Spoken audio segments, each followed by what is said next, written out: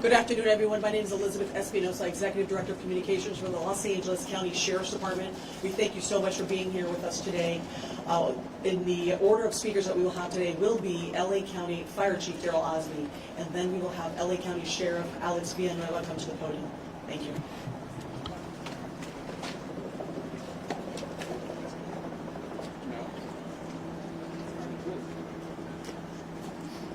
Let's go live with Chief Darrell Osby of the County Fire Department. Good afternoon. My name is Darrell Osby, and I'm the Fire Chief of the Los Angeles County Fire Department. I want to thank you for coming here to today's briefing of the Willow incident.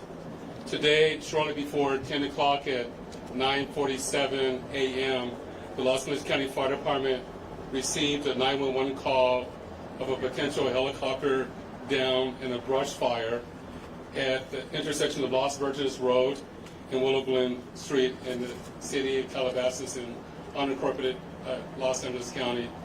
Upon arrival, our firefighters discovered approximately a quarter-acre brush fire that resulted from a crash on the hillside.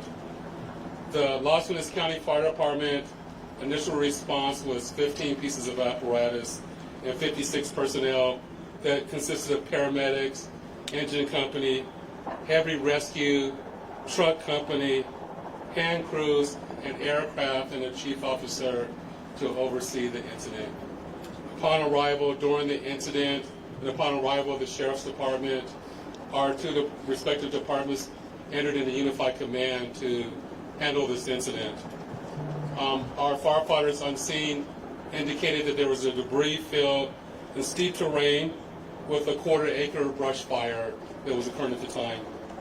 Our firefighters hiked in to the accident site with their medical equipment and hose lines to extinguish the stubborn fire, as it included the brush fire, debris from the helicopter, and the fire also included magnesium, which is very hard for our firefighters to extinguish because magnesium reacts with oxygen and water. In addition to our firefighters hiking into the incident, we had one helicopter flying to the incident with firefighter paramedics on board. Those paramedics were hoisted down to the incident early into the incident. They did a search of the area for survivors. Unfortunately, all the survivors on board were determined to have been perished.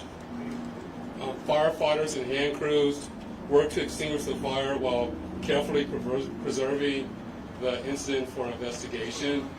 Currently, this investigation is still ongoing. I would like to turn this over to my sheriff to continue the press briefing.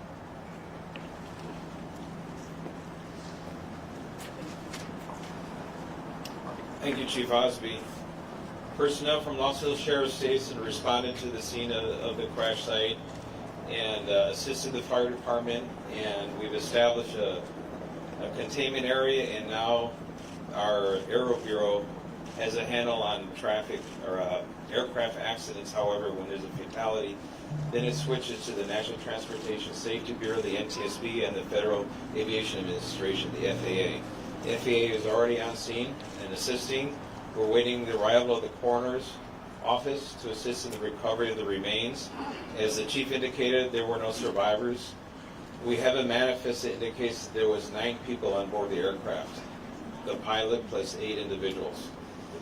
There is wide speculation of who the identities are. However, it would be entirely inappropriate right now to identify anyone by name until the coroner has made the identification through their very deliberative process, and they've made notifications to next of kin.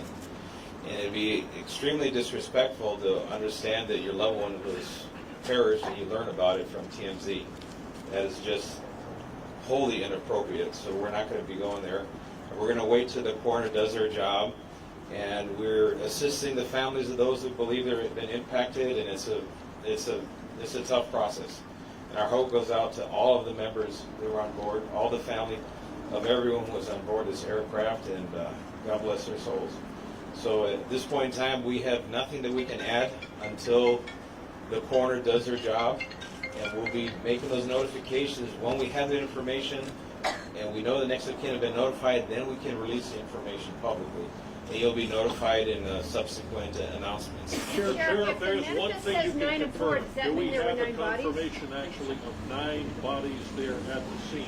That is our belief, yes. So we realize at this point there are so many questions, there's a lot of information out there, and again, we understand, there's a lot of information that's floating, but we certainly have a responsibility and an obligation out of respect, of course, for the families, and this is a very difficult time for us all, for the city. We have the mayor here of Calabasas, also City. We thank them for being here, and in fact, they wanted to pass on the message that for those in the community that want to gather here or coming to Calabasas, if you do, you are welcome to join others at the Dianza Park here in Calabasas, and the cross streets there are Los Hills and Las Virgenes. Also, the Sheriff's Information Bureau will be sending out updates as to when there will be, if there is one, a press advisory out, a notification of another press conference or any other updates through our Twitter. So please look for that. And again, we thank you so much for being here today. And again, thank you for your time. Elizabeth, Can we get a couple more questions later? Sheriff, please. Sheriff, we have more. Sheriff, just a Can you question talk quickly about on if it's a mechanical sealing off the failure or area. weather? We know the NTSB has to be there to do that thing. Is the public going to be able to get anywhere nearby, or is a stretch of Las Virgenes going to be shut down for an indeterminate period of time? It remains shut down. Is it How really big of an area? Any idea? still on Enough site? to keep it. Can you confirm there was heavy fog in the area? That's Daryl being